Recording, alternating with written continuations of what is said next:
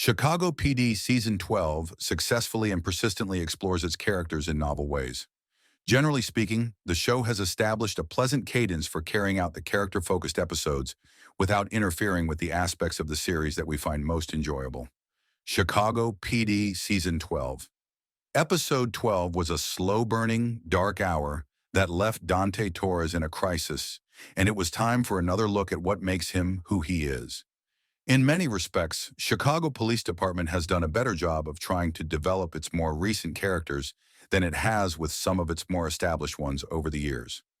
We seem to be more in tune with Torres than we were with previous characters, at least not as rapidly, in my opinion. The character's strong religious beliefs and how they influence a significant portion of his life are recurring themes. His faith played a significant role in almost every character-focused narrative they have given, and it is fundamental to who he is. He started the hour by lying in bed and taking out his Bible to read his daily verse, which was the Good Shepherd, which was also the hour's title. Additionally, we witnessed him during Mass, where the priest discussed God's grace in the need of self-love and self-worth. Given that Torres struggles in that area, it's a message that speaks to him. Additionally, it fits in perfectly with the reasons he decides to volunteer to work secretly at the juvenile prison that has plagued him since he was a teenager. Torres' face showed how shaken he was to find Kai's body.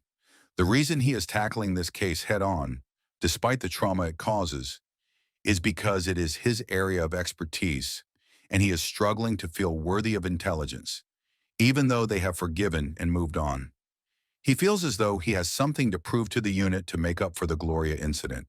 He has become increasingly in tune with this character over time, and it shows in every gesture and statement he makes. Torres' horror when those doors closed behind him was one of the most remarkable scenes. As I watched him, I could nearly feel his nervousness, so it was an immersive moment. He didn't understand how much he was still carrying as he braved the metal fences and concrete walls of a site that had deeply wounded him. When other guards gave him the runaround and he had to figure out where Tommy vanished, he was the same. Kiana is an excellent example of a supporting character. It is accurate to say that she never pairs with anyone who isn't solid gold.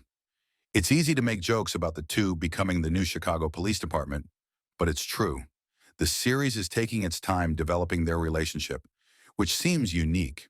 Additionally, she is aware that a lot is going on beneath the surface with him, and if Torres will let it, Kiana feels like a grounding force.